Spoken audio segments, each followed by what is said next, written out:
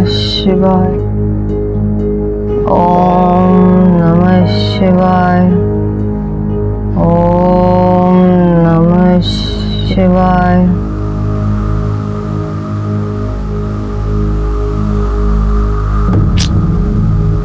भानु बस हो गया, और नहीं होता मुझसे। कौन उठेगा 5 बजे?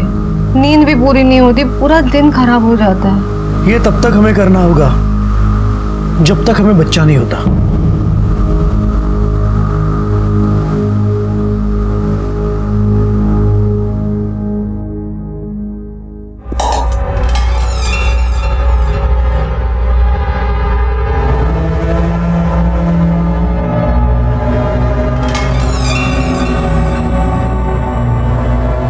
आई, मेरी पूजा हो गई। अब हो गई। अब ये ले, गरम गरम चाय पी ले। अब मैंने अच्छी तरह से अदरक डाल के बनाई है, ले पी।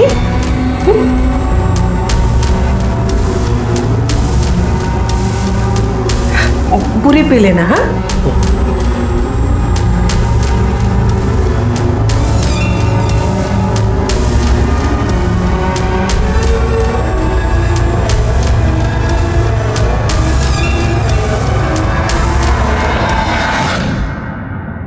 रीति, चलो जल्दी, कहाँ रह गई? बस आई 2 मिनट। चल। रोज का नाटक है तुम्हारा। अब आ गई ना, चल। तुम्हारी वजह से दुकान खोलने में देरी होती है मुझे रोज। वाह भैया, नई नई बाइक, वाह, बहुत खुश दिख रहे हो। देखा, चकाचक बाइक, इस्त्री की हुई शर्ट, देखकर ही पता चलता है कोई कामयाब आदमी जा रहा है, हमारी तरह नहीं है। ये मुझे भीख में नहीं मिला, खून पसीने की कमाई है, मेहनत से कमाई है मैंने। इस घर में तुम अकेले ही हो ना जो मेहनत करता है, बाकी सब तो मुफ्त की रोटियां तोड़ते हैं। जबान संभाल के बात कर, नहीं तो क्या क्या चल रहा है? क्या चल रहा है? हाँ? सुबह सुबह अपनी छोटे भाई पे क्यों चिल्ला रहे हो? वो भी घर से बाहर, और कितनी बेइज्जती करवाना चाहते हो? जाओ।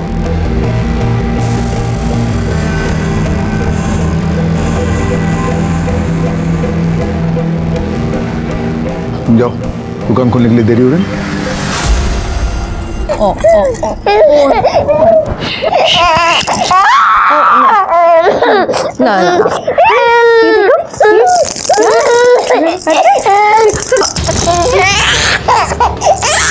मैंने आपसे 1000 बार बोला कि मेरे बच्चे से दूर रहो, समझ नहीं आता क्या आपको? नहीं, मैंने देखा कि वो रो रहा था, इसलिए मैंने बस। हाँ, रो रहा था तो रोने देते। और मैं नहीं चाहती कि आपकी परछाई मेरे बच्चे पे पड़े, और आज के बाद मेरे बच्चे को हाथ मत लगाना।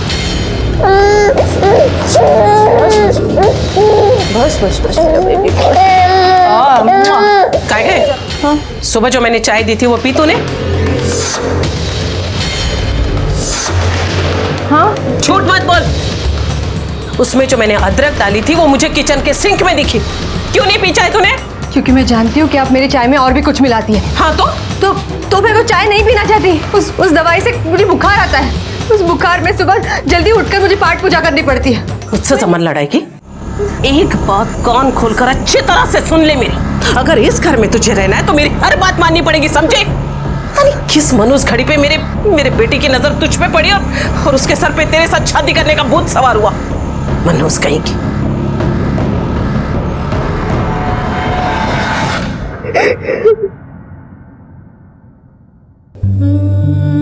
मैं अब और बर्दाश्त नहीं कर सकती। ये टॉर्चर मैं अब और नहीं झेल सकती भानु, नहीं झेल सकती।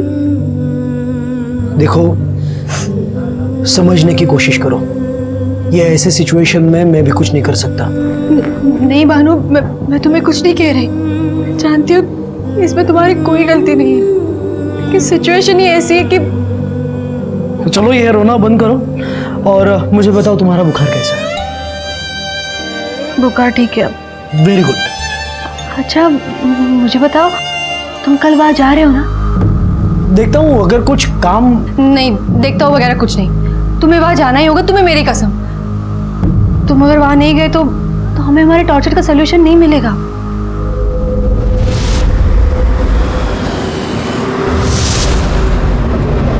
मुंबई के गोरेगांव में रहने वाले कुलकर्णी परिवार में, जिसमें बेटों की, बहुओं की, सास बहुओं की पिता और बेटों की आपस में किसी की नहीं बनती थी। चारों तरफ मनमुटाव था। क्या ये सिर्फ मनमुटाव था या उससे बढ़कर कुछ और था? क्या समस्या थी भानु और राशि की और उसने इसका क्या हल ढूंढ निकाला था? क्या उसके खून का मकसद इसी हल के इर्द गिर्द था या फिर वजह कुछ और ही थी?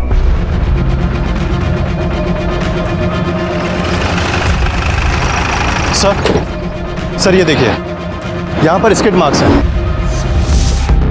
सर इससे तो ऐसा ही लगता है कि ये एक्सीडेंट का केस है। आइए सर। और सर डेड बॉडी के पास से उसका आधार कार्ड, ये कुछ सामान और ये पर्स मिला है। और सर पर्स में पैसे भी हैं, ये देखिए। मतलब ये मामला लूटपाट का नहीं है पाटिल। और सर ये देखिए, और पता मालाड पश्चिम का है। बॉडी सबसे पहले किसने देखी? साहब मैंने आदमी को रोड के इधर ऐसा पड़ा देखा तो आपको कॉल किया। एक्सीडेंट होते हुए देखा था? नहीं साहब। लोखंडे, सर बॉडी को पोस्टमार्टम के लिए भेजो और परिवार वालों को शिनाख्त के लिए बुलाओ। ठीक है सर। लाई इधर। 11,000 रुपए खर्च किए, ऐसे कैसे नहीं जाएगी? आई मैंने कोशिश की, वो टाइट हो रही है, नहीं जा रही हूँ। क्या कर रही है? छोड़ छोड़ छोड़। क्या है ये कंकड़ पत्थर? इस अंगूठी में इतना पैसा डालने की क्या जरूरत है?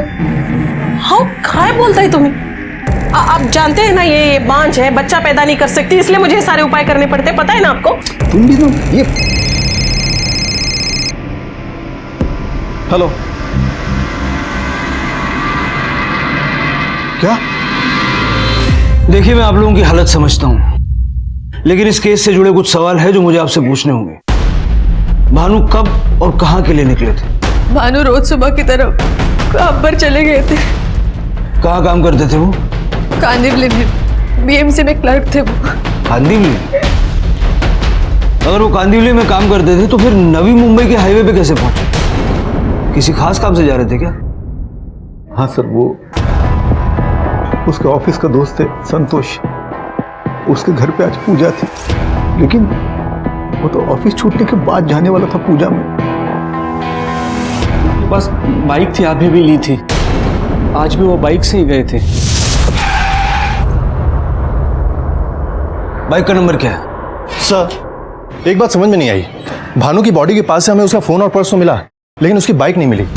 सर अगर ये मामला वाकई में लूटपाट का होता तो हमें उसका फोन और पर्स भी नहीं मिलना चाहिए। लोखंडे, अभी ये डेफिनेटली कहा नहीं जा सकता कि ये एक एक्सीडेंट था या फिर प्लान्ड मर्डर। हो सकता है कि भानु के मरने के बाद खुद को बचाने की जल्दबाजी में उसने भानु का पर्स और मोबाइल वहीं छोड़ दिया हो। एक काम करो सर, भानु की बाइक का नंबर सारे पुलिस स्टेशन में सर्कुलेट कर दो। ठीक है सर। और सर भानु नवी मुंबई में था, लेकिन इस बारे में उसकी वाइफ को बिल्कुल भी जानकारी नहीं कि वो उस वक्त नवी मुंबई में कर क्या रहा है। हो सकता है बीवी से छुप के कुछ काम कर रहा होगा या कोई लफड़ा वगैरह होगा। फिलहाल उसकी बाइक का तो पता करो। ठीक है सर। आई संभालो अपने आप को। लो थोड़ा पानी पी लो।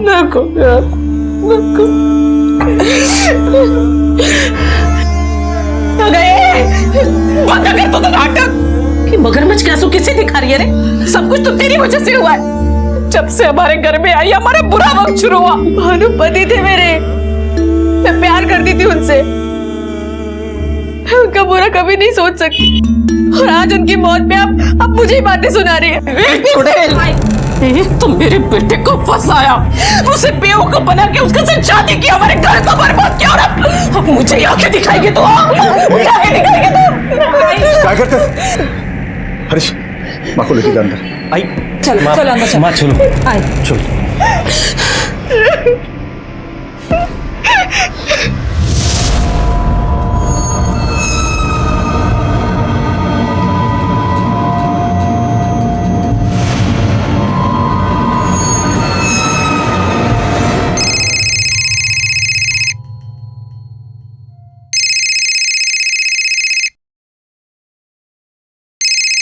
प्रीति सुनो, मैंने सारे पेपर्स तैयार करवा लिए। कल सुबह ही हमें वहां पहुंच जाना चाहिए। अब देखना हमारे सारे सपने पूरे हो जाएंगे। जो सोचा था सब कुछ। हरीश, आया।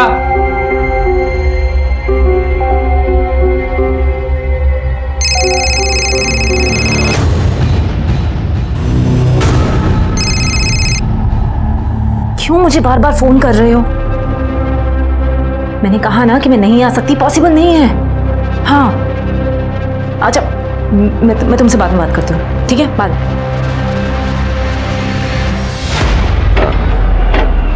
बोला है ना आपको कि काम हो जाएगा, आपने जबान दी है। ए, कितना टाइम हो जाएगा? अरे हो जाएगा ना साहब, 15-20 मिनट तो जाएगा। वो फुटरेस्ट स्टोर फ्रेम मुड़ गया ना साहब। चाय से कुछ बात हुई? कब निकलने वाली वो? उसने तो यही कहा था कि वो निकल चुकी है। निकल चुकी? तो अब तक तो पहुंच जाना चाहिए था ना उसे। ये आजकल के बच्चे भी ना, अरे उसका फोन भी ऑफ है, तो कैसे पता चलेगा कब निकली है वहां से, कब पहुंचेगी यहाँ पे? सर, भानु के पोस्टमार्टम रिपोर्ट के मुताबिक उसकी मौत 10 अगस्त की सुबह 10 से 11 बजे के बीच में हुई है। और सर, इससे खास बात पता चली है, भानु के सर पे किसी भारी पत्थर या रॉड से एक बार नहीं बल्कि कई बार मारा गया था। इसका मतलब साहब है लोखंडे कि ये कोई चोरी लूटपाट का मामला नहीं है, भानु को टारगेट करके मारा गया है। और सर, ये रही भानु की पिछले 1 महीने की कॉल डिटेल्स और कॉल लोकेशन। सर, इसके मुताबिक भानु घर से ऑफिस नहीं बल्कि सीधा नवी मुंबई हाईवे पे गया था। और सर, इसके मुताबिक वो पिछले 1 महीने में कभी भी उस हाईवे पे नहीं गया। उसके कॉल रिकॉर्ड में कुछ सिग्निफिकेंट मिला? नहीं सर, पिछले 1 महीने में उसकी ज़्यादातर बातचीत फैमिली या दोस्तों ने किए थे और उसमें ऐसा कुछ खास नहीं मिला जिस पर शक किया जा सके। लेकिन अपना डेली रूटीन तोड़ के इस तरह से नवी मुंबई जाना, वहां उसका खून होना और उसकी बाइक गायब हो जाना, ये बात कुछ हजम नहीं हो रही। अगर उसको किसी गाड़ी ने टक्कर मारी है, बाइक भी डैमेज हुई होगी, और जो आदमी बाइक लेके भागा है वो उसे रिपेयर करवाने की कोशिश जरूर करेगा। एक काम करो सर, आसपास के जितने भी गैरेजेस हैं पता करो वहां भानु की बाइक रिपेयर होने के लिए आई है क्या। Okay sir. और एक और चीज हमें पता करनी होगी, उसके दोस्त संतोष के घर वाकई में पूजा थी भी या नहीं। लेकिन मेरे घर में कोई पूजा तो थी ही नहीं। समझ में ये नहीं आ रहा है कि भानु ने अपने ही घर वालों के साथ झूठ क्यों बोला। पिछले कुछ दिनों में आपने भानु के बिहेवियर में कुछ अलग देखा? नहीं, ऐसा तो कुछ नहीं था, तो नॉर्मल था। हाँ, लेकिन 10 तारीख को उसने छुट्टी ली थी। छुट्टी लेने का रीजन क्या था? भानु और राशि को बच्चा नहीं था। आई थिंक राशि को कुछ प्रॉब्लम था, इसलिए अक्सर वो डॉक्टर के पास ले जाता था ट्रीटमेंट के लिए। और ये पहली बार नहीं हुआ है कि उसने छुट्टी ली है। हरीश, छाया का फोन बंद है, मुझे चिंता हो रही कहीं उसके साथ कुछ। ऐसा करते हैं, हम पुलिस स्टेशन जाते हैं, कंप्लेंट करते हैं। हाँ चलते हैं, पहले ये तो देख लीजिए। ये क्या है? पेपर्स है, इन पे साइन कीजिए फिर चलते हैं।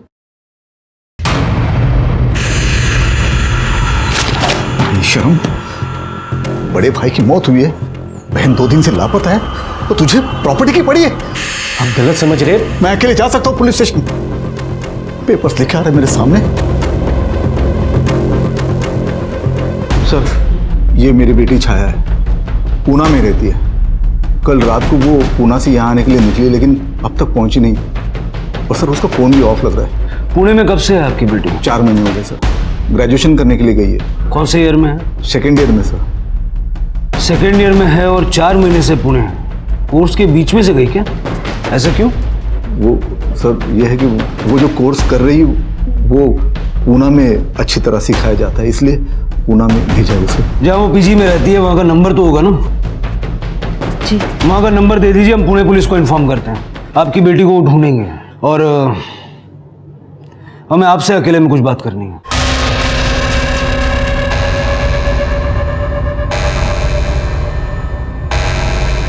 हमें पता चला है कि आपको क्लिनिक लेकर के जाने के लिए भानु अक्सर ऑफिस से छुट्टी लेता था। सर, वो मैं कंसीव नहीं कर पा रही थी, इसीलिए मेरी ट्रीटमेंट चल रही थी। भानु मुझे डॉक्टर के पास लेकर जाता था। 10 तारीख को भी भानु ने अपने दोस्त से यही कहा था कि वो आपको क्लिनिक ले जाने वाला है। तो क्या आप लोग डॉक्टर के पास गए थे? नहीं सर, 10 तारीख को तो कोई अपॉइंटमेंट नहीं थी। एक तरफ अपनी दिनचर्या के विपरीत भानु मुंबई पुणे हाईवे पर गया था। पुणे में उसकी बहन छाया रहती थी। पुलिस ने इस बात का अंदाजा लगाया कि शायद वो अपनी बहन के पास गया होगा, लेकिन वहीं दूसरी तरफ उसकी बहन छाया खुद उसी रास्ते पर मुंबई आते हुए गायब हो गई थी। क्या ये सब कुछ किसी साजिश के तहत हुआ था? क्या भानु का कत्ल और छाया की गुमशुदगी एक ही साजिश का हिस्सा थे? क्या वाकई में इनके तार आपस में जुड़े हुए थे? एक तरफ जहां पुलिस पुणे में तहकीकात कर रही थी, वहीं दूसरी तरफ वाशी में पुलिस सभी बाइक रिपेयर्स की शॉप में भानु की बाइक तलाश रही थी, इस उम्मीद में कि शायद कोई सुराग हाथ लग जाए।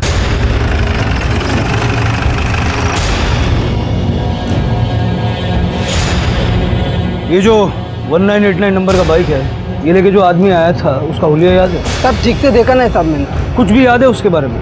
हाँ साहब, मैं जब बाइक ठीक कर रहा था ना तो आदमी फोन पे बात कर रहा था। मुझे आधा घंटा लगा बाइक रिपेयर करने के लिए, तो आधा घंटा वो आदमी फोन पे ही बात कर रहा था। कितने बजे की बात है ये?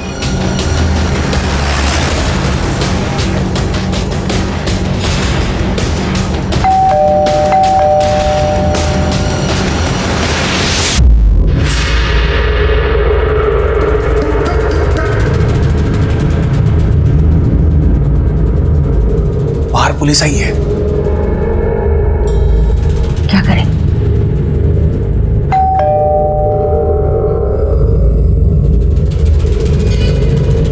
जी, ये मुंबई से सब इंस्पेक्टर लोखंडे है। इस केस के सिलसिले में आपसे कुछ पूछताछ करना चाहते हैं सर।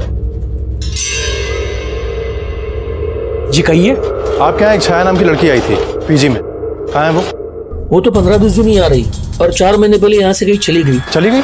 लेकिन उसके घर वालों को तो ये बात पता ही नहीं है कि वो यहाँ से चली गई। अभी कहाँ रहती है वो? पता नहीं। अच्छा, इतना तो पता होगा ना कि किस कॉलेज में पढ़ती है वो? जी नहीं। ठीक है।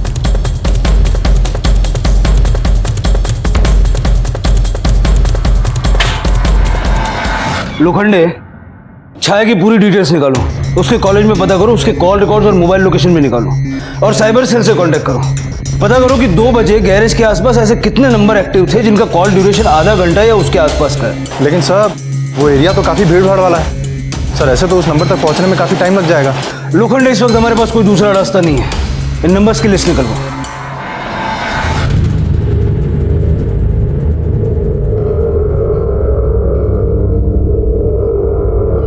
गए वो लोग।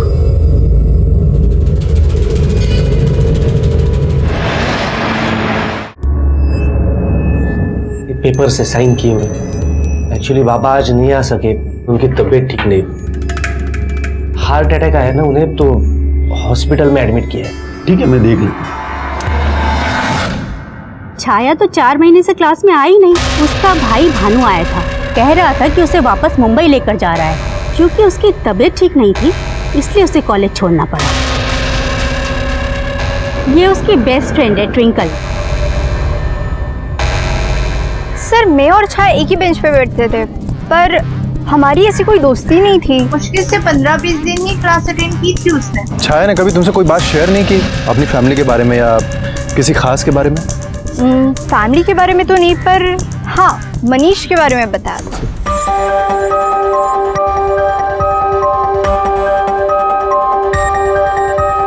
मनीष प्लस छाया? ओह, कौन है? बॉयफ्रेंड है? मुंबई से या पुणे से? मुंबई। मुंबई? तुम भी मुंबई से और वो भी मुंबई से? फिर तो कोई टेंशन ही नहीं है। तो इतनी तुम क्यों टेंशन में रहती हो? बिकॉज मेरे घर वाले उसे पसंद नहीं करते। सर, ये रहे छाया के कॉल रिकॉर्ड्स और उसके फ़ोन लोकेशन। सर, इसके कॉल रिकॉर्ड्स में कहीं भी मनीष के नंबर नहीं है, सिर्फ फैमिली मेंबर्स के नंबर है। उसकी लास्ट लोकेशन क्या थी? सर, उसकी last location Mumbai Pune highway पे उरण के पास की है। मतलब वो मुंबई आने के लिए निकली थी। अगर छाया ने 4 महीने पहले पीजी छोड़ दिया था तो फिर वो पुणे में रह कहाँ रही? सर, मैंने छाया की पिछले 4 महीने की लोकेशन टेली की है। सर, उसकी ज़्यादातर फ़ोन लोकेशन रेवेन्यू कॉलोनी के आसपास की है, तो हो सकता है कि वो केलकर के घर के आसपास कहीं रह रही हो। लोखंडे, ये इत्तेफाक नहीं हो सकता कि जिस दिन भानु का मर्डर हुआ उसी शाम को छाया गायब हुई, उसका फोन ऑफ हुआ और भानु ने कॉलेज में उसकी बीमारी की बात की, उसको मुंबई वापस लाने की बात की, जबकि वो जानता था कि 4 महीने से छाया पुणे में थी। तो ये बात उसने अपने परिवार से क्यों छुपाई? क्यों छुपाया ये तो नहीं पता सर। हाँ, शायद ये जरूर जानती होगी। नहीं, मैं नहीं जानती। उन्होंने कभी मुझे इस बारे में कुछ बताया ही नहीं। खोटो बोलू न कसा, सब जानती है तू। पता है मुझे पता है वो हर छोटी से छोटी बात तुझे बताता था ना, इसलिए जो भी बकना है ना अभी बक दे। अगर तेरी वजह से मेरी बेटी को कुछ हुआ ना तो उसके लिए तू जिम्मेदार है। कि मैं दिमाग पर जोर डालिए आप लोग, याद करने की कोशिश कीजिए। हो सकता है भानु ने कुछ बताया हो छाया के बारे में आपको, कि वो कॉलेज क्यों नहीं जाती थी, क्या वो वाकई बीमार थी? नहीं साहब, सच में मैं तो कुछ नहीं जानती, कभी बात ही नहीं की। ठीक है। आई, मैं दुकान जा रहा हूँ, लेट हो रहा है। आई मैं भी ऑफिस के लिए निकलती हूँ। हाँ ठीक है। अच्छा तुम बस से जाओगे या मैं तुम्हें छोड़ने चलूँ? नहीं नहीं, मैं बस से चल जाऊंगी, मुझे बहुत देर हो रही है। ठीक है ठीक है।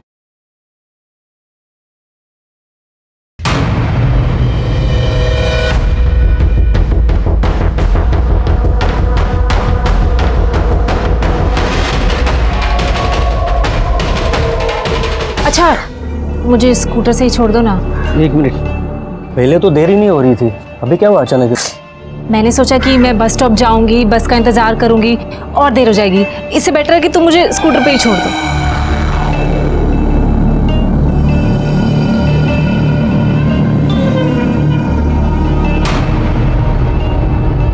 सर, जो इंसान प्रॉपर्टी के लिए अपने पिता को झूठा हार्ट अटैक दे सकता है, क्या ये मुमकिन नहीं कि वो अपना काम निकलवाने के लिए अपने भाई को ही रास्ते से हटा दे? अरे ये सब क्या है? क्या है ये सब?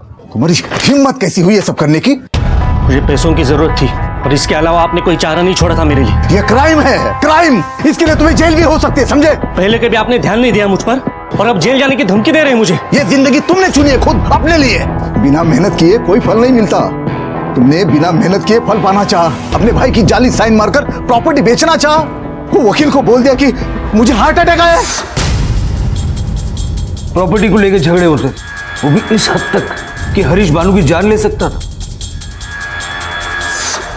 दादा, तुमने पापा को प्रॉपर्टी बेचने के लिए मना क्यों किया? क्योंकि अभी बेचेंगे तो घाटे में जाएंगे। वो प्रॉपर्टी तुम्हारे अकेले की नहीं है, उसमें से आधा हिस्सा मेरा भी है और अपने हिस्से का मेरे मन में जो आएगा मैं करूंगा, जब चाहूंगा तब बेचूंगा उसे। वो प्रॉपर्टी बाबा के नाम से है और बाबा अभी तक जिंदा है। हाँ, तुम्हारा पेट भर गया ना, अभी सरकारी नौकरी मिली है, तुम्हारी लाइफ सेट है, इसलिए ज्ञान दे रहे हो मुझे। मेरी तरह बाबा के साथ राशन की दुकान में झक मारनी पड़ेगी ना, तब पता चलेगा तुम्हें। चिल्लाने की जरूरत नहीं है, तुम्हारा प्रॉब्लम तुम्हें ही सॉल्व करना होगा। और खबरदार, मुझसे आइंदा से ऐसी बात की तो चलो निकलो। मैं ऐसी बात करूंगा, क्या करोगे? प्रॉपर्टी के लिए तूने अपने भाई को मार डाला और उसका जाली साइन किया, है ना? मैंने साइन किया सर, लेकिन मैंने मारा नहीं उन्हें। तेरे और भानु के प्रॉपर्टी को लेकर झगड़े होते थे, मारपीट भी हुई थी। मारपीट हुई थी सर, लेकिन उन्होंने ही शुरू की थी। भानु का तेरे अलावा किसी और के साथ झगड़ा नहीं हुआ था, समझा? मनीष के साथ हुआ था सर। वही मनीष जिसका छाया के साथ अफेयर था। मेरे घर वाले कभी नहीं मानेंगे यार। अरे मान जाएंगे, तुम टेंशन मत लो। पूना जा रही हूँ मैं। तू फिर से इसके साथ घूम रही है? दादा प्लीज छोड़ो दादा। दादा दर्द हो रहा है। देखिए, उसको चोट लग रही है। दादा प्लीज छोड़ो। उसका हाथ छोड़ दीजिए। तू मुझे सिखाएगा मैं अपने बहन के साथ कैसे बिहेव करूं? दादा, हाँ? तू सिखाएगा मुझे? देखिए, लिमिट क्रॉस मत करिए, वरना मेरा हाथ भी उठ सकता है। आइंदा से छाया के आसपास भी दिखाई दिया ना, तो मैं तुझे सिखाऊंगा कि हाथ उठाना किसे कहते हैं। समझ गया? निकल, तू चल गया। मनीष की वजह से ही दादा ने छाया को पुनः भेजा था। रहता कहाँ ये मनीष? तुमने बताया ना हरीश के बारे में पुलिस को। तुम्हारे बेटे को खा गए, अब हरीश को पुलिस के हवाले कर दिया। बहुत कान खोल कर अच्छी तरह से सुन ले तू। अगर मेरे बेटे को पुलिस ने नहीं छोड़ा ना, तो तेरा ताना पानी इस घर से बंद। एक दिन तुझे इस घर में रहने नहीं दूंगी, समझी?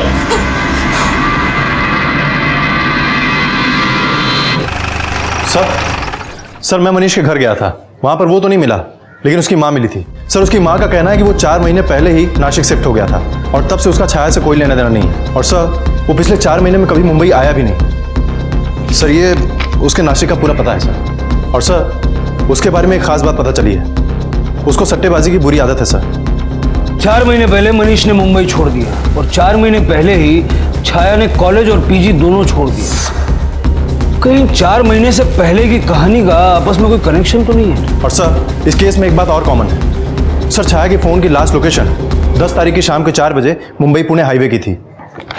लोखंडे, 10 तारीख को सुबह 10 से 11 के बीच मुंबई से पुणे की तरफ जाते हुए भानु की मूवमेंट थी और उसी दिन शाम को 4 बजे पुणे से मुंबई की तरफ आते हुए छाया की मूवमेंट थी। इन दोनों केसेस का आपस में कुछ न कुछ कनेक्शन तो है और मुझे लगता है कि ये कनेक्शन नासिक में है। नासिक जाने की तैयारी करो।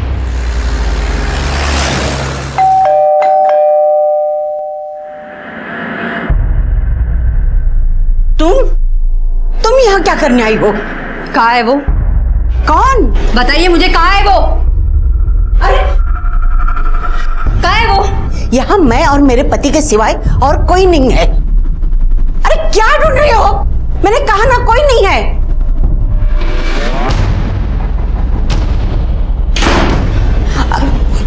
अरे कहाँ जा रही हो तुम? देखो इस तरह किसी के घर में घुसते नहीं आप है। पीछे हटिए, मैं आज उसे ढूंढ कर रहूंगी। अरे रुक जा, बताइए मुझे कहाँ है वो? मैंने कहा ना 4 महीने पहले ही वो यहाँ से चली गई है। झूठ बोल रहे हैं, मैं जानती हूँ छाया यहीं पे है। साफ साफ बताइए वो कहाँ है, वरना क्या करोगी? पुलिस में जाओगी? जाओ, जा पुलिस में जा। अरे जा ना।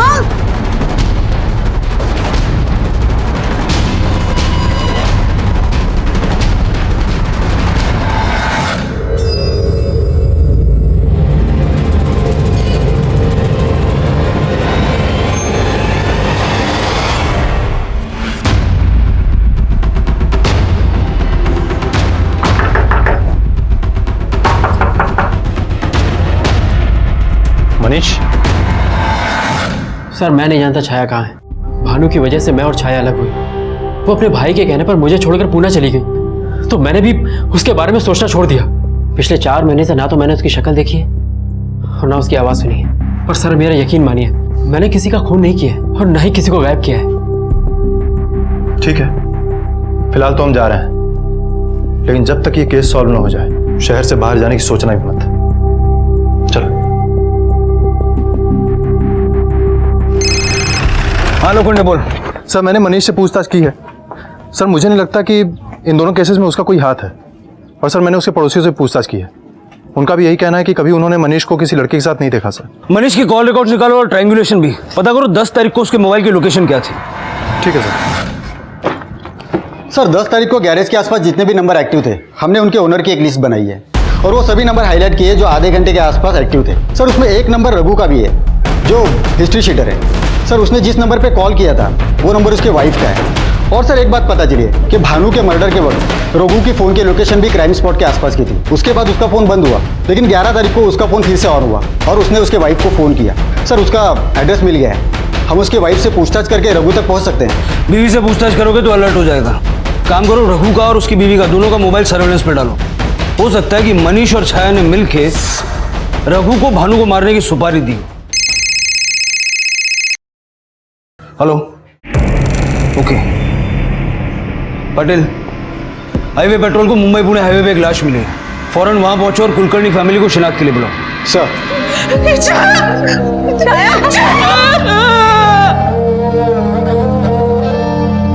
साइबर सेल से कांटेक्ट करो, उनसे कहो कि जैसे ही छाया का फोन ऑन होता है हमें इन्फॉर्म करें। सर भानु के कत्ल के बाद छाया की गुमशुदगी भी अब कत्ल के केस में तब्दील हो गई थी। कहीं ऐसा तो नहीं था कि ये दोनों कत्ल किसी एक ही मकसद का नतीजा थे, या फिर सच्चाई कुछ और ही थी? राशि क्यों लगातार छाया के बारे में अनजान होने का झूठ बोल रही थी? क्या हरीश वाकई जायदाद के लिए भाई को मार सकता था, या फिर भानु और छाया का कत्ल मनीष की बदले की आग का नतीजा था? चलो बेटा जल्दी से खाना खा लो। हाँ जल्दी से खाना खा लो और जल्दी से सो जाओ। हाँ वरना सुबह तुम स्कूल जाते टाइम रोते हो ना। फोन का आवाज किधर से आ रहा है?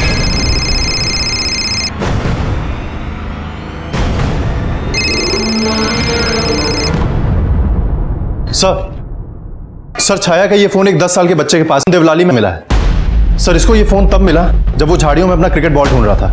और सर फिंगरप्रिंट एक्सपर्ट ने इसकी फिंगरप्रिंट्स ले ली है, जल्दी रिपोर्ट आ जाएगी। और सर ये रही छाया की पोस्टमार्टम रिपोर्ट। सर इस रिपोर्ट के मुताबिक छाया ने भी कुछ दिन पहले ही बच्चे को जन्म दिया था। ये क्या बकवास कर रहे हो आप? मेरी मरी हुई बेटी को बदनाम कर रहे। अरे मेरी छाया की तो शादी भी नहीं हुई थी, फिर वो प्रेग्नेंट कैसे हो सकती है? पूरे परिवार में से किसी को भी नहीं पता कि छाया प्रेग्नेंट थी। लोखंडे सर ये फोटो देखिए पहले आपने कभी?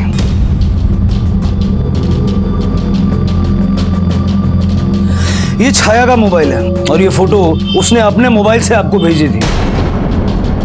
अब भी आप ये कहेंगे कि आपको कुछ नहीं पता? सच क्या है? मुझ में कभी कोई प्रॉब्लम ही नहीं थी। बाकी लड़कियों की तरह मैं भी मां बन सकती थी।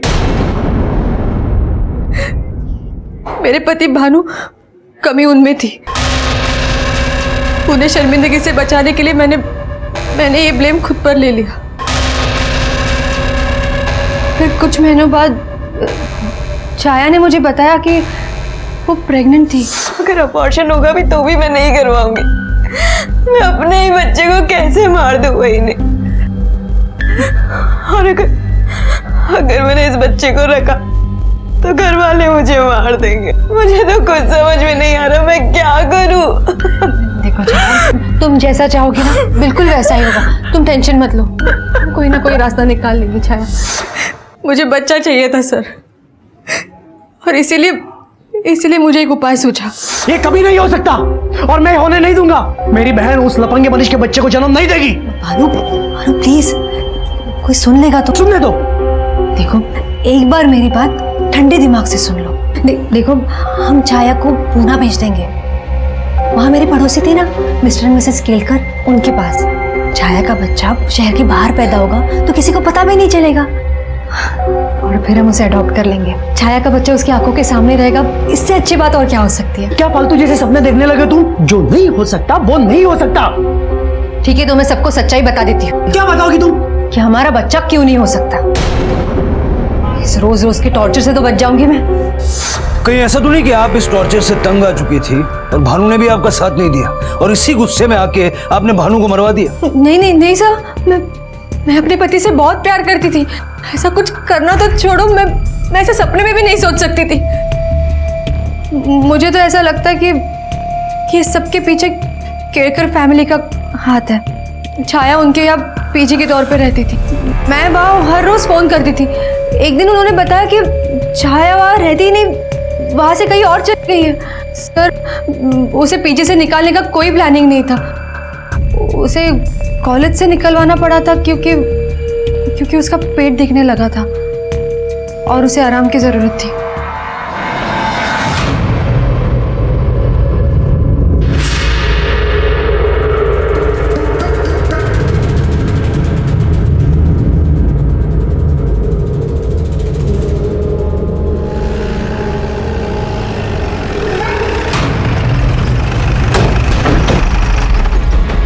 आपसे कुछ बात करनी थी। अभी मैं थोड़ा बिजी हूँ, बाद में बात करते हैं। एक मिनट मिस्टर केलकर।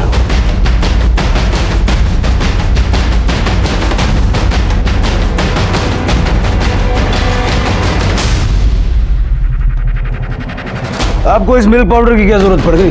डॉक्टर ने बोला कि मेरी उम्र होने की वजह से नॉर्मल दूध मेरे लिए डाइजेस्ट होना बहुत मुश्किल है, इसीलिए उसके जगह पे ये ले रहा हूँ मैं। आप लोग जानते थे कि छाया प्रेग्नेंट थी? नहीं साहब, हमें तो बिल्कुल पता नहीं था। और जब छाया यहाँ रहने आई तभी ऐसा लगा नहीं ना कि वो प्रेग्नेंट है। एक बार आपका घर देख लें। आपको क्या लगता है हम गुनहगार हैं? आप क्या समझते हैं कि हमने कुछ गुनाह किया है? हमें लगता है कि आपने छाया का बच्चा छुपा के रखा है। नहीं, ऐसा कुछ नहीं है। ममता शांत हो जाओ। देखने दो उन्हें, देखने दो। जाइए सर, आप देखिए। बगा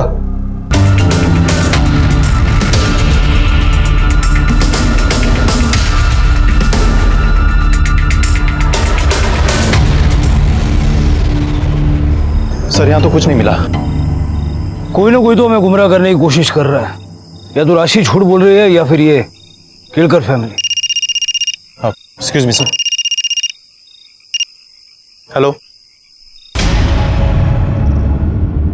ठीक है हम आते हैं। सर रघु की वाइफ के फोन पर नाला सुपारा की एक पीसीएस कॉल आया है।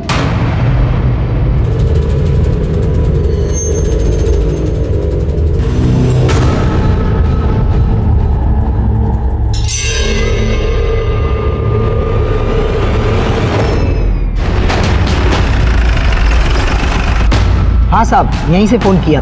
मेरी दुकान पे पान खाने अक्सर आता रहता। कहाँ रहता है ये? पीछे वाली बस्ती में, खोली नंबर 10 में रहता।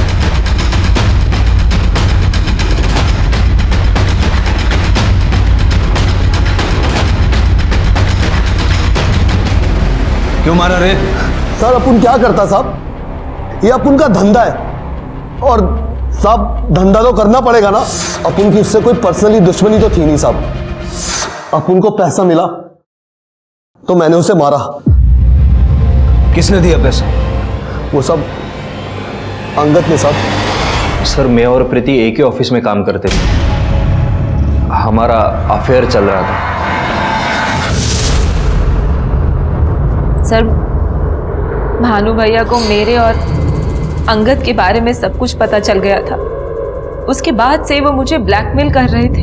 अगर तुम चाहती हो कि तुम्हारी ये अफेयर वाली बात घर में किसी को ना पता चले तो मैं जो बोल रहा हूँ वो सुनो। हरीश के दिमाग से ये प्रॉपर्टी बेचने वाला ख्याल निकाल देना, समझी? नहीं तो मुझे 2 मिनट नहीं लगेंगे घर में ये बात सबको बताने के लिए। सर फिर उसके बाद मैंने अंगद को बताया कि भानु भैया को हमारे बारे में सब कुछ पता चल गया है। सो आज के बाद ना तो हम मिलेंगे ना ही फोन पे बात करेंगे और हमारे बीच के रिश्ते को भी खत्म कर रही। ऐसे कैसे खत्म हो जाता? मैं प्रीति से प्यार करता था, उसके साथ रहना चाहता था, लेकिन उसके लिए भानु को रास्ते से हटाना जरूरी था। इसलिए मैंने उसकी सुपारी रघु को दी। सर एक मिनट। सर छाया के फोन पर मनीष के फिंगरप्रिंट्स मिले हैं। इमीडिएटली नासिक पुलिस को कांटेक्ट करो, उनको बोलो मनीष को उठा लें। 4 महीने से तूने छाया की शक्ल तक नहीं देखी, लेकिन उसके मोबाइल पे तेरे फिंगरप्रिंट्स। कैसे? चल बोल, क्यों मारा छाया को? हाँ? सर मैं छाया से सचमुच बहुत प्यार करता था और उसका बड़ा भाई भानु वो हमें कभी नहीं मिलने देता। आइंदा से छाया के आसपास में दिखाई दिया ना तो मैं तुझे सिखाऊंगा कि हाथ उठाना किसे कहते हैं। वो तो हमारा बच्चा होते ही उसे ले जाने वाला था, पर पता नहीं फिर उसे लगा कि बच्चे को माँ की जरूरत है, इसलिए उसने 1 महीने के लिए बच्चे को छाया के पास छोड़ दिया। उस दिन जब राशि का फोन आया कि भानु की डेथ हो गई, उस दिन मैं छाया के साथ ही था। चुप हो जा बेटा, संभाल अपने आप को और मेरी बात मान। बच्चे को हमारे पास छोड़ के जा, हम उसका ख्याल रखेंगे। क्यों? हाँ। मुझे नहीं लगता राशि अब उसे अपने पास रखेगी। उसे लेने ही आ रही थी तब एक्सीडेंट हो गया और भानु की डेथ हो गई। मेरी बात मान, तेरे आने तक हम उसका ख्याल रखेंगे। मैं इसे छोड़ के कहीं नहीं जाऊंगी। मैं अपने घर वालों को सब कुछ सच सच बता दूंगी। मेरा बेटा है, मैं इसे लेकर जाऊंगी और मैं अभी मुंबई जाऊंगी। अरे सर केलकर फैमिली चाहती थी कि बच्चा उन्हीं के पास रहे, इसलिए उन्होंने मुझे एक डील ऑफर की। अगर ये बच्चा तुम हमें दे दो तो ये सारे पैसे तुम्हारे हो सकते हैं। अरे मैं तो दे दूं, पर वो नहीं मानेगी। हम तुम्हें इतना पैसा इसलिए दे रहे कि तुम कोई प्लान बनाओ। क्या, कैसे, ये तुम सोचो। सर मैं सट्टा खेलता था, जिस वजह से मुझ पर बहुत सारा कर्जा हो गया था। सर मैंने सोचा कि मुझे इससे अच्छा मौका नहीं मिलेगा अपना सारा कर्जा चुकाने के लिए, इसलिए मैं छाया को लेकर मुंबई की ओर निकला। फिर मैंने रास्ते में गाड़ी रोक दी।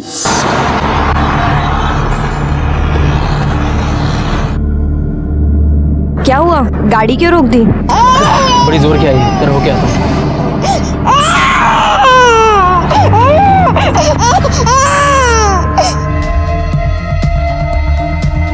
बचाओ! बचाओ! मुझे बचाओ प्लीज! बचाओ! जिस पैसे के लिए तूने छाया की जान ली और अपने ही बच्चे को अनाथ कर दिया, वो पैसा तेरे किसी काम नहीं आएगा। क्यों पता है? क्योंकि तू जिंदगी भर जेल में सड़ेगा। चल बोल, बच्चा कहाँ है? सर बच्चा अभी भी केलकर फैमिली के पास है।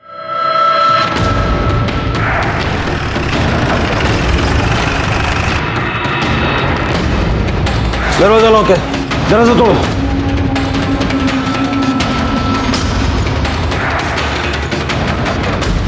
पूरा घर अच्छे से देखो। सर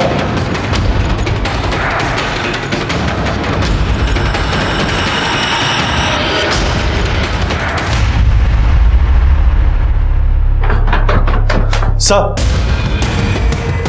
आइए सर।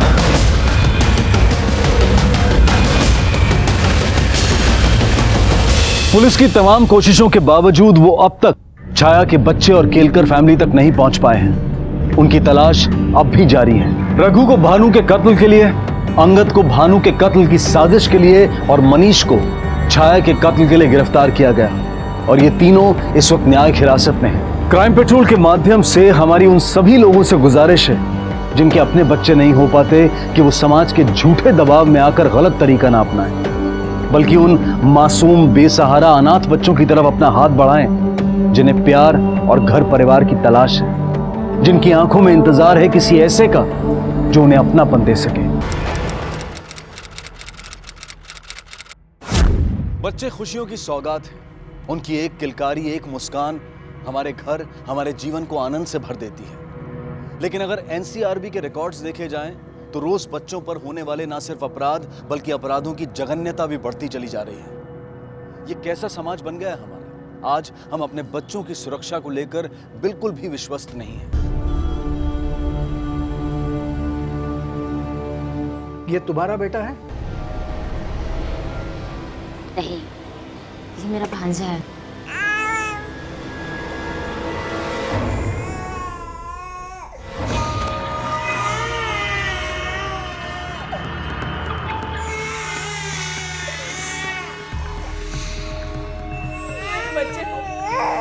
मेरे बच्चे को थोड़ा सा दूध दे दो, थोड़ा सा दूध दे दो उसको। इसने कब से कुछ नहीं खाया। अभी मुझे भी दूध नहीं आता है। बघा, त्याने कधीपासून काही खाल्लं नाहीये, कधीपासून काही खाल्लं नाहीये त्याने। हाँ तो सुबह आ जा। हाँ मैं दोपहर में आता हूँ, ठीक है? हाँ ठीक है, मिलते फिर। अरे विवेक रख जरा, मैं बाद में करता हूँ।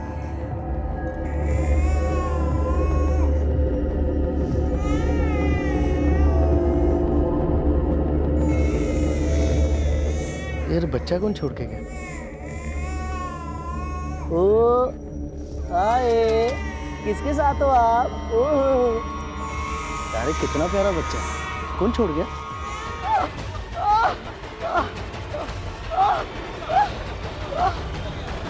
पकड़ो उसे, पकड़ो उसे।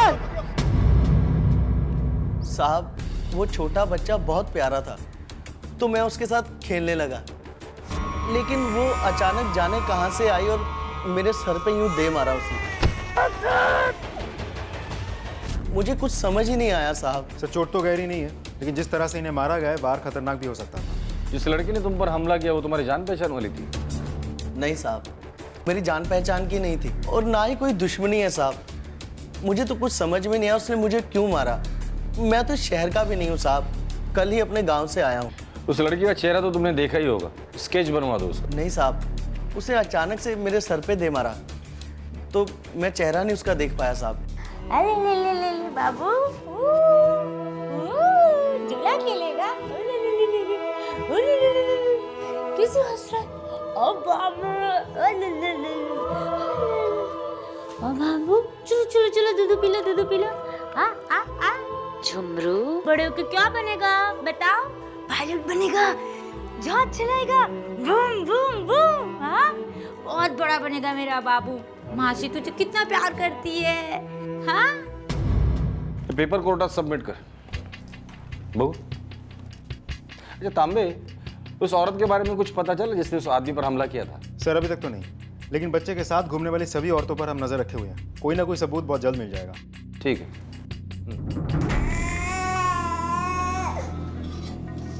और एक चाय बना बाबू, चक्कर मत डाल।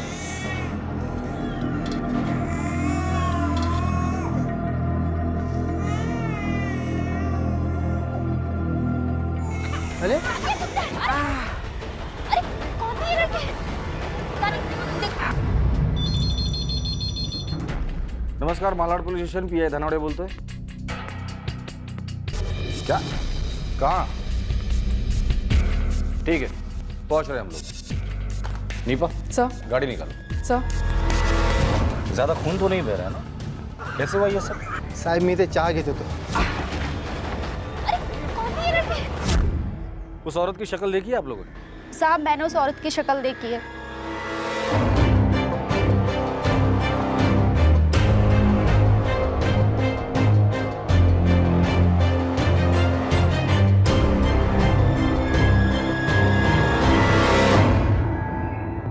तुम पे हमला करने वाली यही औरत थी? साहब धुंधला धुंधला सा याद है, शायद यही हो। ठीक है, जाओ। सर, ये नोटिस करने वाली बात यह है कि दोनों बार उस औरत ने विक्टिम के सर पे वार किया। इस औरत ने सिर्फ हमला किया और भाग गई, और ये दोनों हमले दिन के उजाले में हुए, रात के अंधेरे में नहीं। लेकिन सर, जो लोग बच्चे की मदद के लिए आ रहे थे, वो औरत उन पर क्यों हमला कर रही थी? इसकी क्या वजह हो सकती है? यही तो पता लगा रहे हैं। उस औरत की इन लोगों से ना कोई दुश्मनी थी, ना कोई जान पहचान, फिर वो हमला क्यों कर रही है? हो सकता है कि उसका मानसिक संतुलन बिगड़ गया। लेकिन तांबे, अगर इस औरत का मानसिक संतुलन बिगड़ा हुआ है तो वो और लोगों पर भी हमला करेगी, जिससे लोगों में दहशत पैदा हो सकती है। वो किसी और पर हमला करे उसके पहले हमें उसे अरेस्ट करना होगा। इस औरत की फोटो हर पुलिस स्टेशन में सर्कुलेट कर दो और खबरियों को काम पर लगा दो। किसी भी हालत में इस औरत को अरेस्ट करना ही होगा। सर, क्या वाकई सावरी उस बच्चे की मासी थी जैसा कि वो दावा कर रही थी, या फिर सच कुछ और था? इधर पुलिस इस थ्योरी पर काम कर रही थी कि शायद सावरी का मानसिक संतुलन बिगड़ गया है, लेकिन ऐसा भी तो हो सकता है कि सावरी किसी डर की वजह से झुमरू की जिंदगी बचाने के लिए अनजान लोगों पर हमला कर रही थी। क्या वाकई कोई खतरा झुमरू की जिंदगी पर मंडरा रहा था?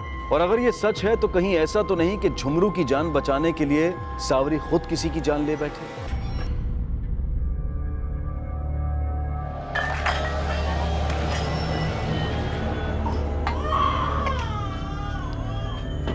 बेटा सावरी,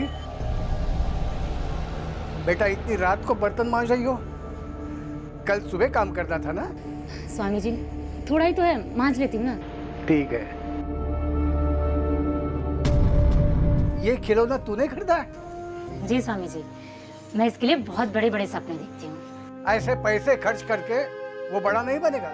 अच्छे संस्कार और उचित शिक्षा प्राप्त करके ही वो बड़ा बनेगा और अच्छा इंसान भी बनेगा। पैसों की बचत करो, आगे जाके उसके ही काम आएंगे। लेकिन स्वामी जी, उसके बचपन का क्या? वो तो धीरे धीरे चले जाएगा ना, और उसके लिए खिलौने मैं नहीं लाऊंगी तो कौन लाएगा? मैं तो उसकी माँ बाप, दादा दादी, नाना नानी सब मैं ही तो हूँ। मैं अकेली इन 6 रिश्तों को निभा रही हूँ। परमात्मा तुम्हें सुखी रखे।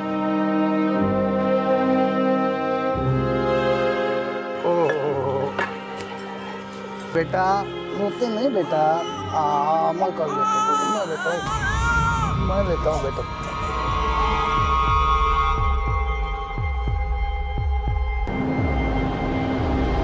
नहीं रोते बेटा, ना रोते नहीं।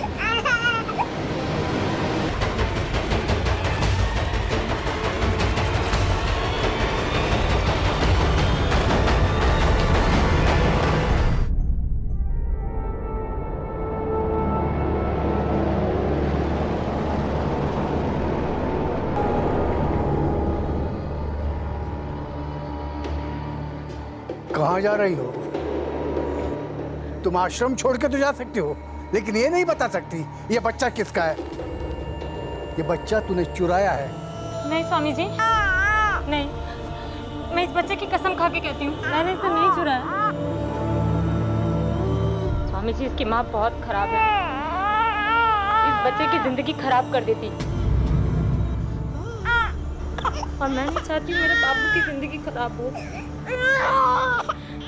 इसलिए मैं इसे अपने साथ लेकर आई हूँ। स्वामी जी, हम आपके शरण में थे, हम भगवान के शरण में थे, लेकिन अब हम यहाँ से जा रहे हैं। तुझे कहीं जाने की जरूरत नहीं है, चल अंदर चल।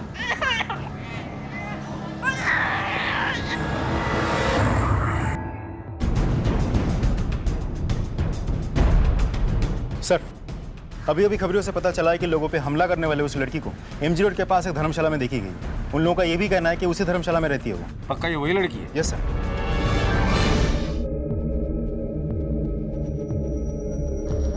श्याम चरण के पुराने वाले घर में मुझे खजाना मिला है, चांदी के सिक्के और बिस्किट, और इसके बारे में किसी को नहीं पता, मेरे और शंकर को छोड़ दिया।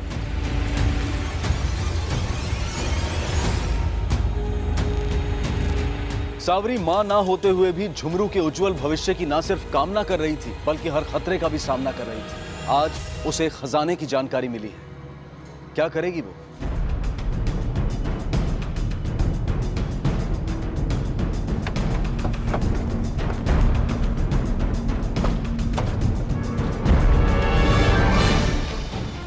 स्वामी जी नमस्ते। आप लोग इस भगवान के घर में? दरअसल हम एक लड़की की तलाश कर रहे हैं। ये लड़की लोगों पर हमला कर कर भाग रही है। यही है वो लड़की। हमें पता चला है कि लड़की यहाँ रहती। जी, आपकी जानकारी सही है।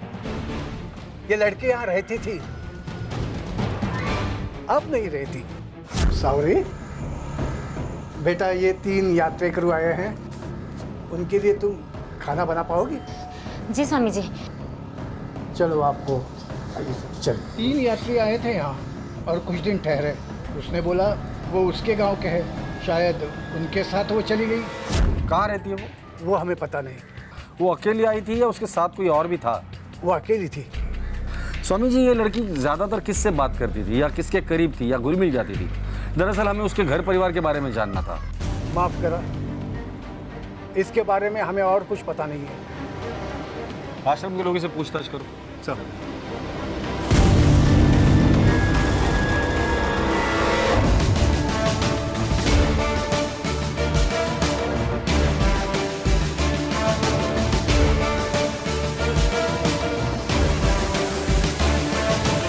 आप इसके बारे में कुछ भी नहीं जानते?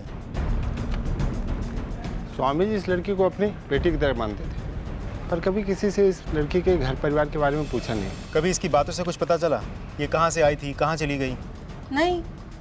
कभी उसके बोलचाल से कुछ ऐसा पता चला कि उसके दिमाग पे असर हुआ है, वो किसी पे हमला करना चाहती थी, किसी को मारना चाहती थी? नहीं मैम, वो तो यहाँ सबकी बहुत सेवा करती थी, बहुत अच्छी लड़की थी वो। मुझे छोड़ दो।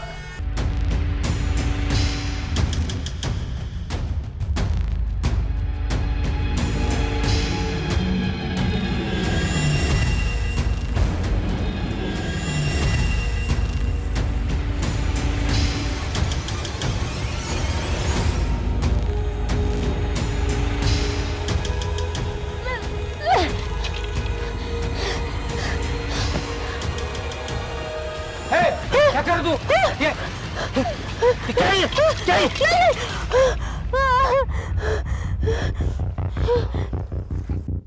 अरे साला, मेरे पास इतना सब कुछ और मुझे पता तक नहीं। ए, तू क्या कर रही इधर? चोरी? नहीं सर, चोरी नहीं कर रही हूँ, मुझे माफ कर दीजिए। ये मेरी पहली और आखिरी भूल है। सर, मेरे बच्चे को देखिए ना, इसके उज्जवल भविष्य के लिए ले रही हूँ ये सब। इसके बाद ये कभी नहीं करूँगी। आप भी देखो, इसमें कितने सारे हैं, मैंने कोई नहीं लिए, सिर्फ मुझे इतने चाहिए। मुझे थोड़ा सा दे दीजिए। मेरे को एड़ा समझती है क्या? नहीं सर, देखो धक्का वक्का मत मारो। और देखो, अगर आपने मुझे इसमें से नहीं दिया ना, तो मैं जाके थाने में सब कुछ बता दूंगी। और ये ना आपका होगा ना मेरा होगा, फिर आपका ये सारा धन ना सरकार के पास जब्त हो जाएगा। बोलो देते हो कि नहीं? ठीक है। ये सब तुझे कैसे पता चला?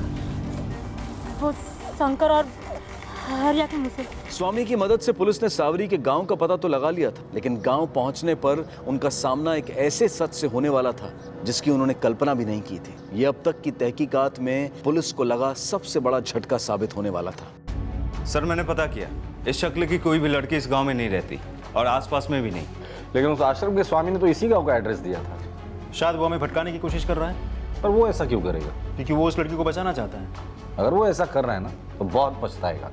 सर, एक बहुत बड़ी इंफॉर्मेशन हाथ लगी है। कुछ लोगों ने उस लड़की की शक्ल वाली एक लड़की को एक बच्चे के साथ कल सुबह देखा था, मुंबई वाली बस से उतरते हुए। एक सेकेंड, किस बस से उतरते देखा? कल सुबह की मुंबई वाली बस से। सर, उसी बस से तो हरिया भी आया था। हरिया? ये हरिया कौन है? सर, इसी गांव का था, छोटे मोटे काम करता था। हाँ मतलब? सर, कल रात को बेरहमी से किसी ने उसका कत्ल कर दिया। हम उसी की तफ्तीश कर रहे थे जब आप आए। इस हरिया के आगे पीछे कोई है? मतलब रिश्तेदार या दोस्त? नहीं सर, अकेला आदमी था। हमारे गांव के हेडमास्टर हैं, वही उसे छोटा मोटा काम दे देते थे। सर, उसका एक दोस्त है शंकर, दोनों साथ में बैठकर जुआ खेलते, दारू पीते। हेडमास्टर से बात हो सकती है? श्याम चरण जी, हरिया आपके यहाँ काम करता था। जब उसका कत्ल हुआ तब आप कहाँ थे? साहब, मैं तो कचहरी गया था जमीन का कुछ कागज पत्र लेने के लिए। वहीं पे पता चले किसी ने हरिया को मार डाला है। बहुत बुरा हुआ साहब। पता तेरा दूसरा साथी कौन है? आपको किसी पे शक? नहीं साहब। श्याम चरण जी, आपने कभी हरिया को किसी अनजान शख्स या औरत के साथ देखा है? हाँ साहब, कल ही की तो बात है। मैं खेत की तरफ से होकर जा रहा था तो मैंने हरिया को एक औरत और बच्चे के साथ देखा। सोचा कचहरी से वापस आने के बाद उससे पूछूंगा लेकिन वापस आने के बाद पता चला कि क्या आपने उस औरत और बच्चे को पहले कभी देखा था? नहीं साहब। देखो धक्का वक्का मत मारो, और देखो अगर आपने मुझे इसमें से नहीं दिया ना तो मैं जाके थाने में सब कुछ बता दूंगी, और ये ना आपका होगा ना मेरा होगा। लेकिन दोबारा देखूंगा तो शायद पहचान लूंगा। क्या यही औरत है? यही तो है साहब, यही तो थी। ये हरिया इससे इस तरह से बातें कर रहा था जैसे दोनों एक दूसरे को अच्छी तरह से जानते हैं। आप जा सकते हैं, जरूरत पड़ेगी तो दोबारा बुला लो। जी साहब। नमस्ते साहब। नमस्ते। ये केस तो पेचीदा बनते जा रहा है। पहले तो ये औरत सिर्फ लोगों पर हमला कर दी थी, अब तो जान भी लेने लगी। आखिर ये औरत है कौन और चाहती क्या है? सावरी और झुमरू की जिंदगी दो धारी तलवार पर टिकी थी।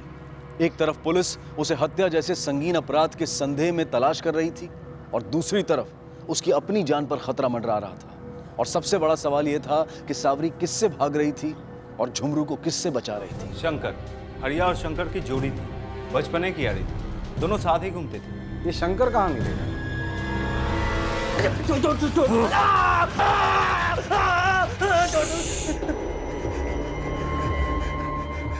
गुप्त धन के बारे में और किस किस को बताया रे?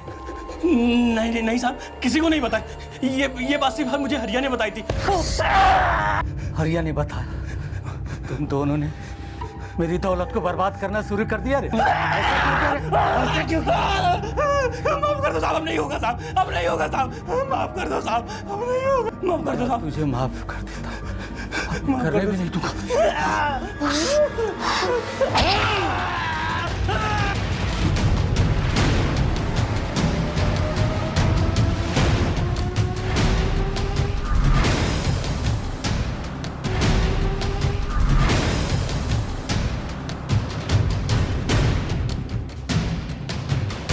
तलाशी लो करके।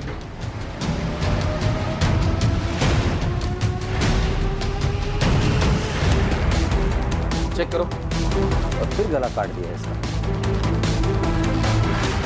बॉडी को पोस्टमार्टम के लिए भेज दो।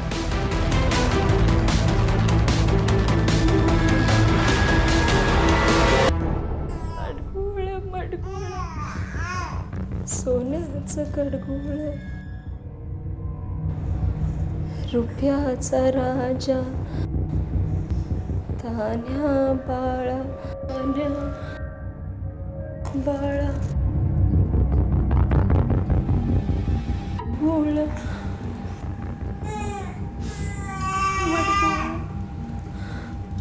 ऐसे में यह सवाल भी उठता है कि कजरी आखिर कब तक अपने बच्चे की भूख और रोना बर्दाश्त कर पाएगी।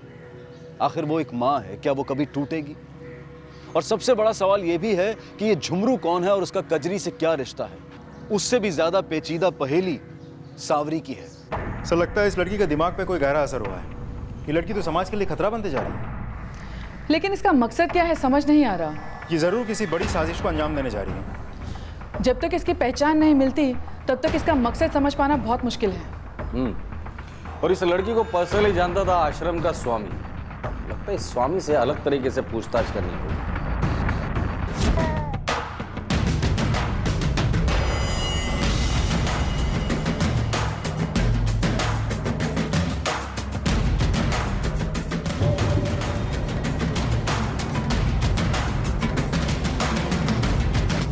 स्वामी जी, हम आपका सम्मान करते हैं और उम्मीद करता हूं कि इस देश के जिम्मेदार नागरिक होने के नाते आप इस देश के कानून का भी सम्मान करते होंगे।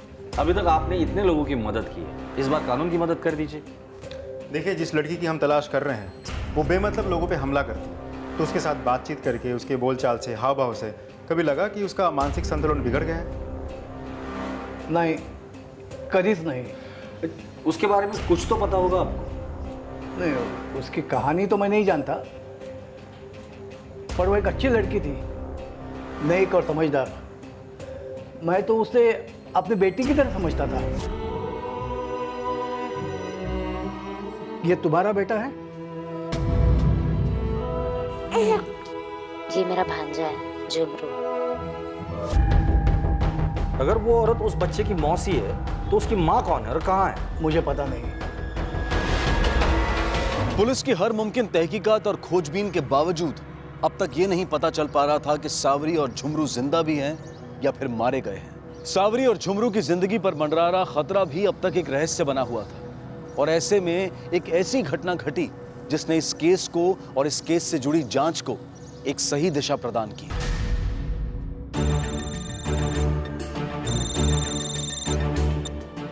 हेलो, पड़ोस के घर में कुछ तोड़फोड़ हो रही है, बहुत आवाजें आ रही है, लगता है कुछ गड़बड़ है। ठीक है पहुंच रहे हैं। बाबा साहब काय केला, सब तोड़ फोड़ कर चले गए। उसके पास हथियार भी था। तांबे नीपा, चेक करो और क्या क्या नुकसान किया है।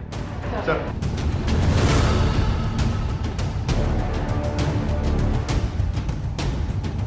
सुजीत, ये चेयर लिखो। उन्होंने आपके घर पे ये तोड़फोड़ क्यों की? पता नहीं साहब वो क्या चाहते थे, वो न तो कुछ लूटे न छीने, बस वो आए और तोड़फोड़ करके चले गए, लेकिन वो किसी झुमरू को ढूंढ रहे थे। झुमरू? ये झुमरू कौन है? माइट नहीं साहब, हम किसी झुमरू को नहीं जानते। जिन लोगों ने आपके घर पर हमला किया, आप लोगों ने उन्हें पहले कभी देखा था या आप लोग पहचानते उन्हें? नहीं साहब।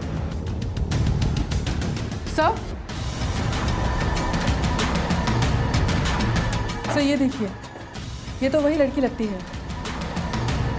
ये तो वही लड़की है। इसका मतलब ये लड़की इस फैमिली से। ये कौन है? ये सावरी है साहब। आपकी क्या लगती है? भतीजी लगती है, मेरी पत्नी के भाई की बेटी है। एड्रेस है उसका? हो साहब।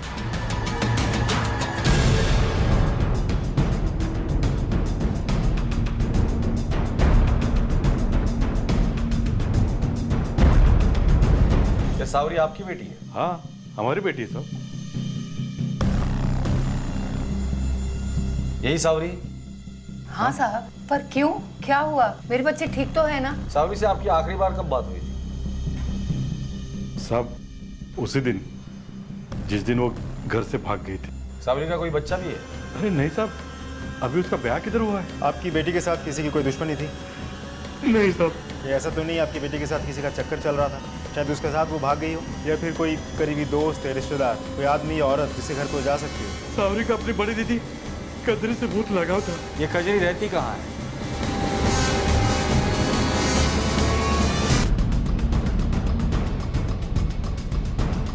कजरी कहाँ है? क्या हुआ साहब? सर जो पूछ रहे हैं उसका जवाब दीजिए। वो तो भाग गई। भाग गई? कब, कैसे?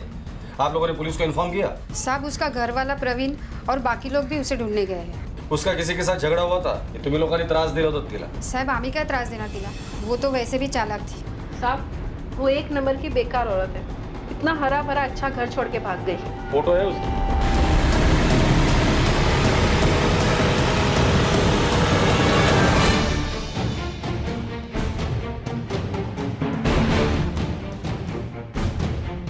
हाँ मैडम, ये तो कजरी है, बाजू में रहती है। इसका और उसके पति प्रवीण दोनों में रिश्ता कैसा था? सब रिश्ता तो अच्छा था, कभी कोई झगड़ा नहीं था। पर वैसे मुझे कजरी तो बहुत अच्छी औरत लगती थी। ऐसे में उसका गायब होना कुछ हजम नहीं होता था। सर उस घर पर मिली औरतों के सिवाय सभी का यही कहना है कि कजरी अच्छी औरत थी। सर अगर वो इतनी अच्छी औरत थी तो घर से भागी क्यों? करेक्ट। हो सकता है कि उसे घर से भगा दिया गया हो या गायब किया हो, या ये कजरी के घर वाले हमसे झूठ बोल रहे हैं। सर आसपास के लोगों ने बताया कि प्रवीण और कजरी के बीच सब कुछ सही चल रहा था, दोनों एक दूसरे से प्यार करते थे, तो अचानक क्या हो गया? चलो कजरी नहीं दिखाई दी, लेकिन उसका बच्चा कम से कम वो तो दिखाई देना चाहिए था, प्रवीण के साथ या घर की औरतों के साथ। और जैसे ही वो गायब हुई, घर के सारे मर्द एक साथ उसे ढूंढने के लिए निकल गए। कुछ तो झोल है। सर हो सकता है कि वो लोग ही उसे कहीं ले गए हों। कुछ बातें समझ में नहीं आ रही है, लेकिन सावरी ने बताया था कि वो बच्चा उसका नहीं है, वो मौसी है, और उसकी बहन है कजरी। कजरी के पास खुद का बच्चा था, तो सावरी किसके बच्चे के साथ घूम रही थी? कजरी के घर वाले कुछ तो गड़बड़ है। नीपा, कजरी के घर का सर्च वारंट निकलवाओ। सर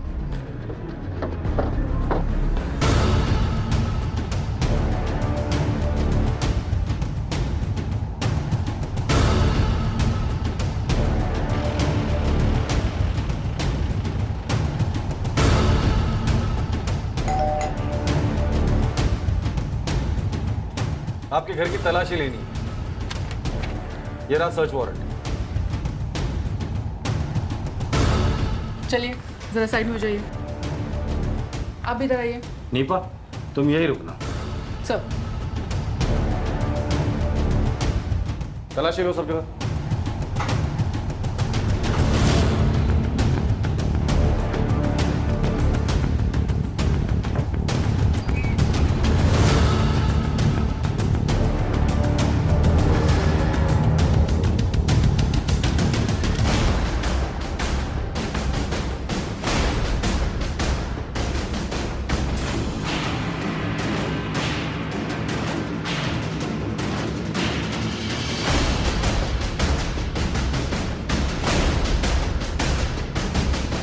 तांबे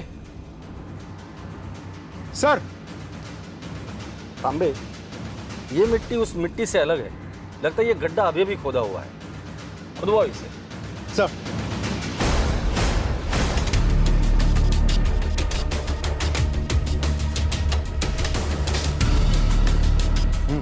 बस बस बस बस।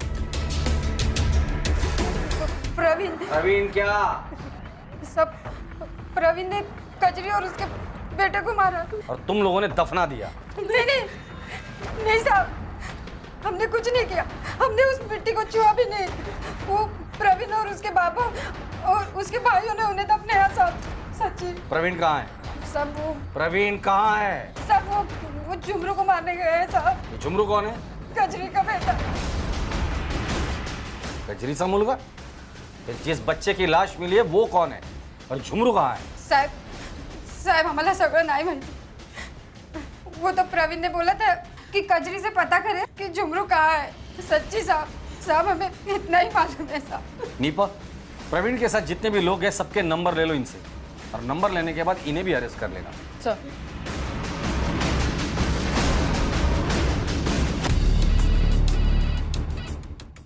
नमस्कार, Malad police station, pi Dhanawade बोलते हैं।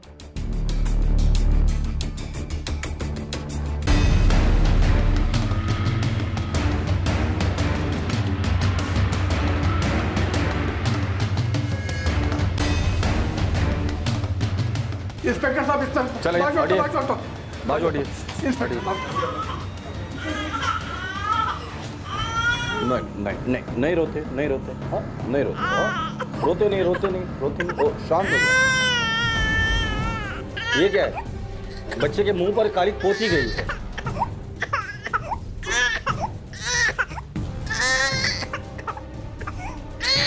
ये देखिए, ये बच्चा गोरा है, इसे काला बनाया गया है। बच्चे को लेकर बाहर गए और फॉरेंसिक वाले को फोन करो। स्वामी जी, बता सकते हैं आप इस बच्चे को काला क्यों बनाया गया था? मुझे पता नहीं साहब। इस मर्डर के बारे में आपको कब और कैसे पता चला? अभी पता चला। सर, बाहर सभी को इकट्ठा करके पूछताछ कर लिया। पिछले आधे घंटे में ना अंदर से कोई बाहर गया, ना बाहर से अंदर आया, सिवाय पुलिस के। तांबे, क्या लगता है? दरवाजा चेक करो, दरवाजे पे कोई फोर्स एंट्री है या नहीं। सब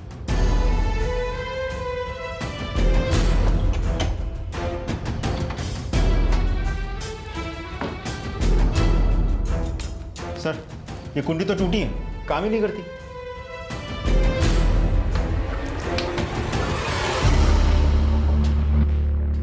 इस आश्रम की सभी कुंडियां ऐसी है क्या? ये धर्मशाला है, लोगों के दान धर्म पे तो चलता है। आपका ये आश्रम खुलता कितने बजे और बंद कितने बजे होता है? रात को 12 बजे मैं ताला लगा देता हूँ और सुबह 4 बजे खोल देता हूँ साहब। ठीक है।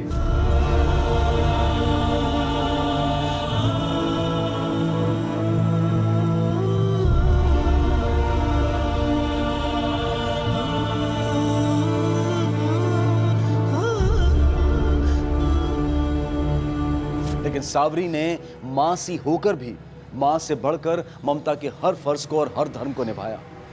लेकिन आज सब कुछ खत्म हो चुका है।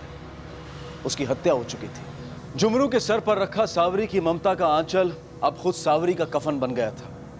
किसने छीना था झुमरू के सर पर से सावरी की ममता को? क्या सावरी की ममता की ढाल हटने के बाद अब झुमरू की जान पर मंडरा रहा खतरा और बढ़ गया था?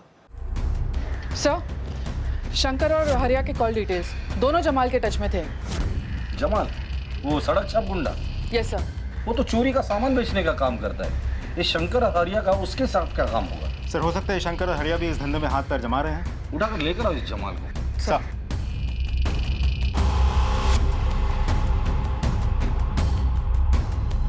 पुलिस को प्रवीण का ठिकाना मिल गया और पुलिस उसे ट्रैक करने में जुट गई। क्या पोजीशन है? सर, वो लोग किसी व्हीकल से ट्रैवल कर रहे होंगे, काफी तेज मूवमेंट है। ओके, फिर वो स्ट्रेट चलते रहना। अच्छा, आगे जाके सिग्नल से लेफ्ट लेना है। ओके।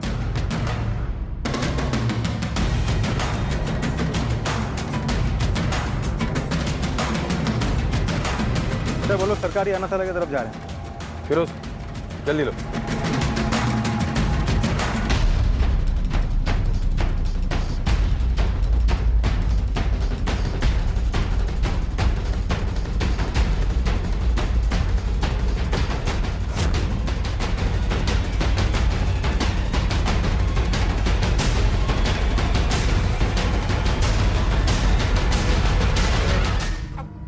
फिर बोल। साहब किसी खंडहर में शंकर ने खजाने को ढूंढ निकाला था। वो उसे धीरे धीरे करके साफ कर रहे थे। कुछ चांदी के सिक्के और बिस्कुट वो मेरे पास लेके आए थे और मैं सिर्फ ब्लैक मार्केट में उसको सप्लाई कर रहा था, उसको बेच रहा था साहब, बस और कुछ नहीं। गुप्तधन का है और वो खंडर किसका है? सर मुझे ज्यादा तो कुछ तो नहीं पता, लेकिन बस इतना पता वो प्रॉपर्टी श्यामचरण की है और वो गाँव का हेडमास्टर है।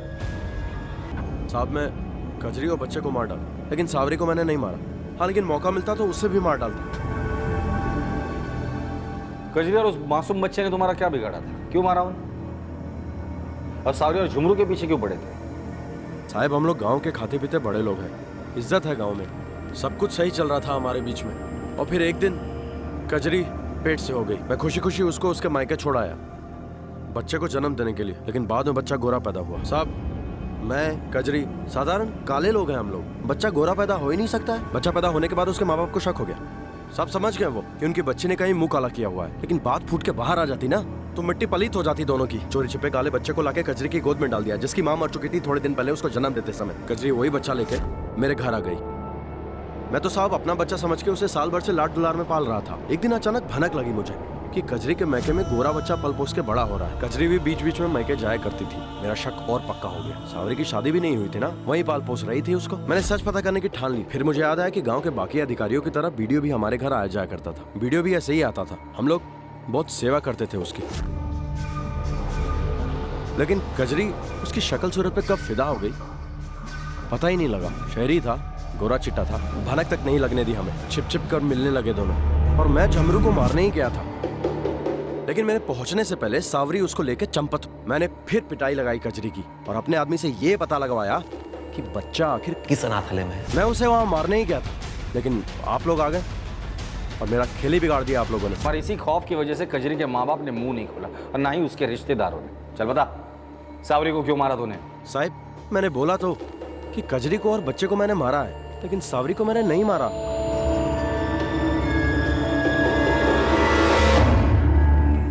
साहब मैंने कुछ नहीं किया। मैं गांव के स्कूल का एक इज्जतदार हेडमास्टर हूँ। आप जैसे बहुत से इज्जतदार लोग मेरे लॉकअप में आए हैं, उनका सम्मान मैंने कैसे किया पता है आपको? और इज्जत चाहिए? हाँ? बोल बोल बोल, फटाफट बोलो। हरिया और शंकर, सावरी को मैं नहीं मारा। क्यों मारा? साहब मेरे को पता चला कि एक बाल बच्चे वाली लड़की मेरी पुरानी हवेली के बारे में पूछताछ कर रही है। जिज्ञासा के चलते मैं उसके पीछे गया और देखा कि पहले। अब हेडमास्टर, कई बच्चों को आपने सिखाया हुआ कि लालच बुरी चीज होती है। जो सीख आपने बच्चों को दी थी ना, वो खुद सीखनी चाहिए थी, शर्म आनी चाहिए थी। खजाने के लालच में 3 लोगों को मारा है आपने। अब जेल में बैठकर अपने खजाने की हिफाजत करना।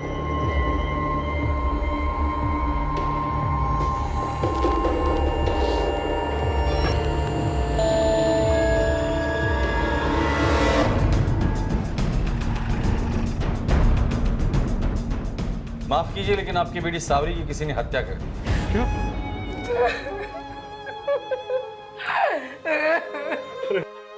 इस केस और इस केस से जुड़ी कहानी से ज्यादा दुखद और क्या हो सकता है, जहां एक के बाद एक 5 जाने गईं और जिनमें से एक इतना छोटा और मासूम था जो ये जान ही नहीं पाया कि उसके साथ ऐसा क्यों हुआ। वहीं झुमरू पहले अपनी मां से अलग हुआ, फिर मासी से, और अब वो एक अनाथालय की शरण में है। जरा सोचिए कि बच्चों पर हो रहे अत्याचार और अपराधों को रोकना क्या सिर्फ पुलिस और कानून की जिम्मेदारी है, या फिर हम सब की और हमारे समाज की भी उतनी ही, या फिर उससे बड़ी जिम्मेदारी है। याद रखिए, अगर हमें अपने बच्चों, अपने समाज और देश के भविष्य को सुरक्षित रखना है तो हमें अपने आसपास हो रही हर घटना, हर व्यक्ति को पैनी नजर से परखना होगा और हर गलत कार्य को रोकने की जिम्मेदारी लेनी होगी। इसी विचार के साथ अब मैं अनूप सोनी आपसे विदा लेता हूं। फिर मुलाकात होगी अगले एपिसोड में एक और चौंका देने वाले केस के साथ। तब तक अपना और अपने परिवार का ख्याल रखें और देखते रहें क्राइम पेट्रोल डायल 100। सबक एक को, सीख हम सबको। जय। क्राइम पेट्रोल्स के और भी दिलचस्प कहानी देखने के लिए हमारे चैनल को सब्सक्राइब करें और बेल आइकॉन दबाना न भूलें।